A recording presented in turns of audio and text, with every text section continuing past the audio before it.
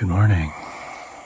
We just had our fourth ceremony last night, and this one for me was beautiful, but also challenging in a way. I didn't purge as much, but I did go use the restroom, and I had some body shakes, you know.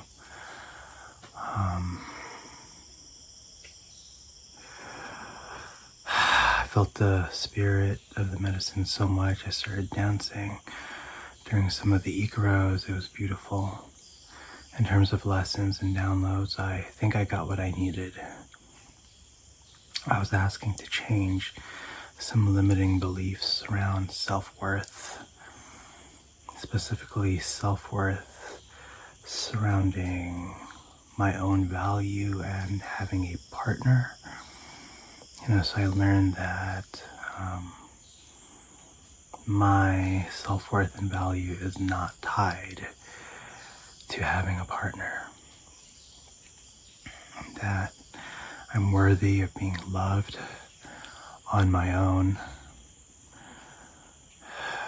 whether I do have a partner or not, and I love myself no matter what.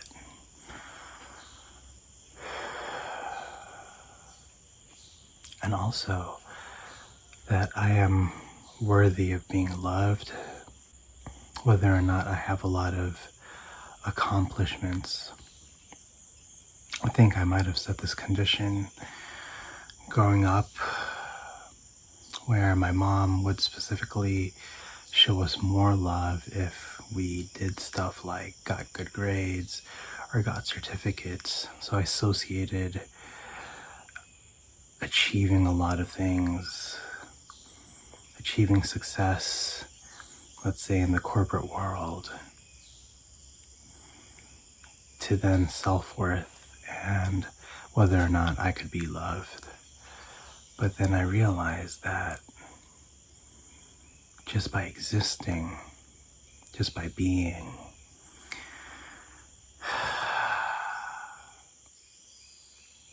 I'm worthy of being loved, and so is everybody else, no matter what their state. I know I'm gonna need some time to integrate that and think about that some more. But I'm thankful for that message and that download.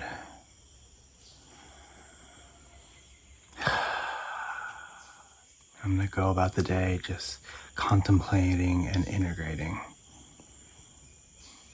I'm actually feeling really tired right now from ceremony, so I'm gonna go get some breakfast and try to get some of the strength back.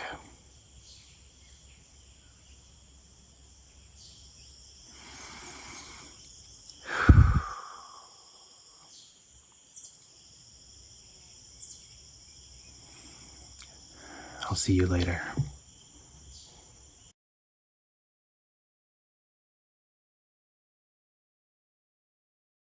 The night is falling here in the jungle, and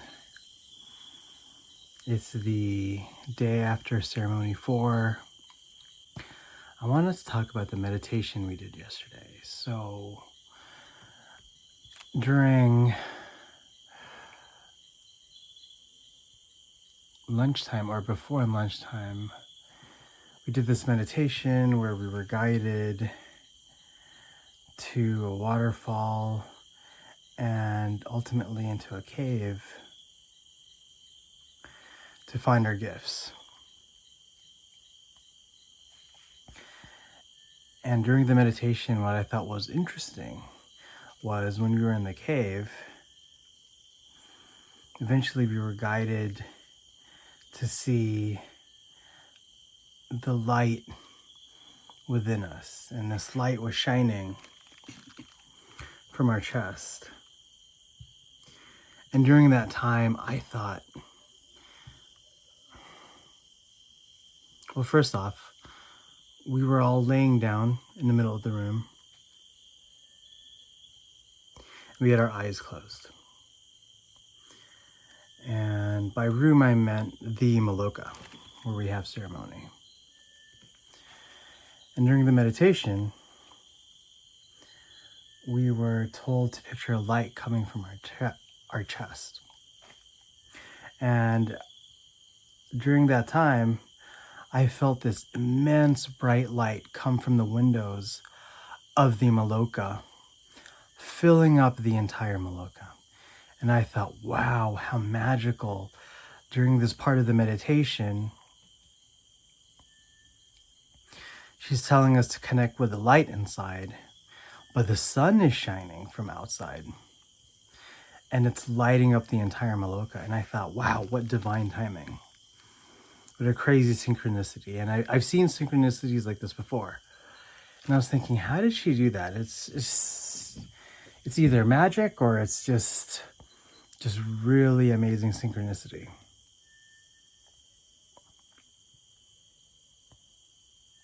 After the meditation, I went up to the facilitator, Francesca, and I said, hey, how did you know that the sun was going to come out during the time where we were connecting to the light inside our chest? It was so bright. It was like the brightest, warmest light I'd ever seen.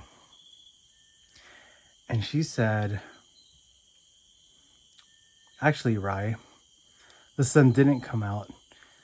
It was raining the entire time. So I asked the other participants whether they saw light coming from the window of the Maloka. And they said, yeah, they also saw light coming from the window of the Maloka. But Francesca said, no, it was raining the entire time. So really, Francesca was explaining it was the light from us dieting the Noya Rao tree, which is the tree of light. So our beings were so filled with light that we all were emanating this beautiful light inside of the Maloka. And I thought, wow, that was so amazing. So do these plant diets work? I think so. Absolutely.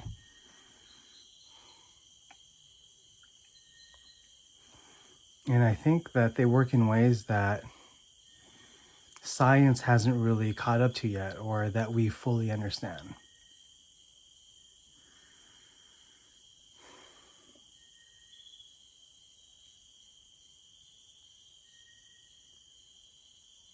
And that's all I wanted to say about that. And indeed, by the end of the meditation, it was still raining really hard. And I thought that during the meditation that the light had come out just for that little bit of that meditation. And it just lit up the Maloka just enough for dramatic effect. And then it went away again at the end. But apparently the sun just never came out. It was raining the entire time. I think that's amazing, and I think it's so special, and it's beautiful when one is going through a dieta and connecting with the plants.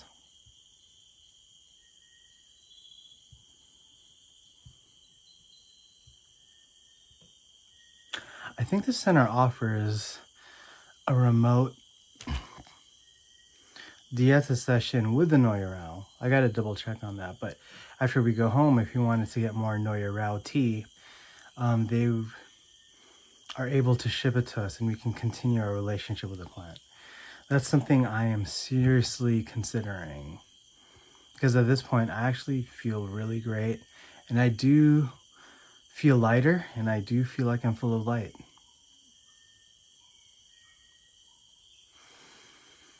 So thankful.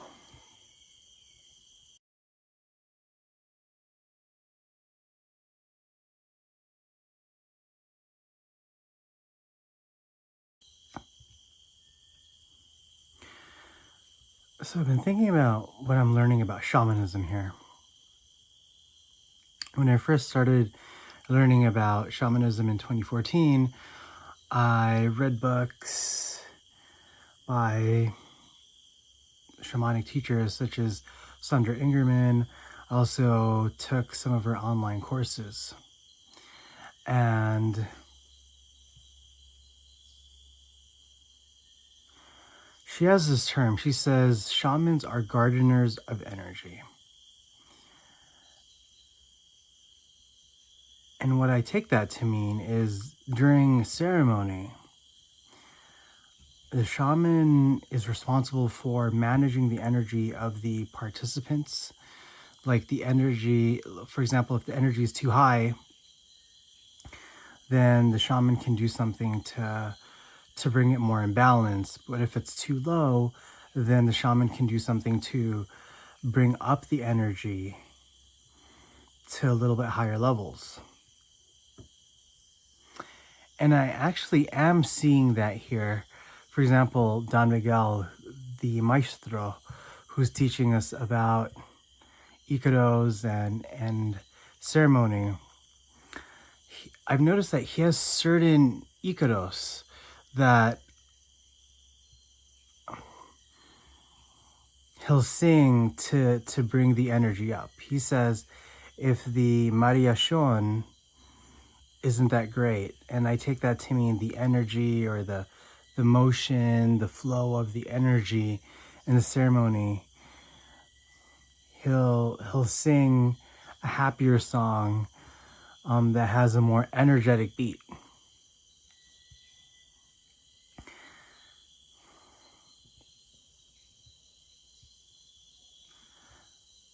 And then I'm assuming that when the energy is too high, he'll sing more mellow songs. And I like both. You know, he goes through a cycle of energetic songs to bring the energy up, and then he'll go through mellow songs to bring the energy down. And I think that's why for a shaman, especially one that is running ceremony, it's important to have different songs as part of their repertoire of music in order to appropriately manage that energy. And now that I've gone through 4 ceremonies in a row, and I think we have 6 more, and I'm able to observe that, I am definitely appreciating the different Icaros so much more. And it makes so much more sense. So then it does kind of make sense to me for something like a bufo ceremony where there are 30 participants, and they have these in the States and California. It makes sense to me that you would want more mellow music all throughout, because with bufo, the energy is so high and there's so much energy being released into the room, with people releasing their traumas and their fears and anxieties in the middle of the room by puking, by screaming. In that case, one would want just more mellow music to try to bring the energy down. I've been thinking about that, and at first I didn't quite understand it myself, but now that Don Miguel has explained his reasoning for using certain Icaros, it completely makes sense to me. And I'm thankful to have learned this from him. This is such a great life-changing course.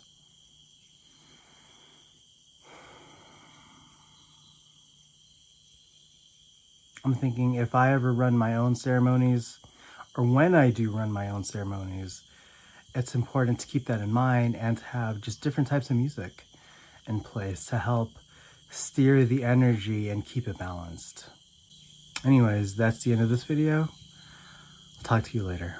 If you like this video, please consider giving it a like or subscribing to the channel.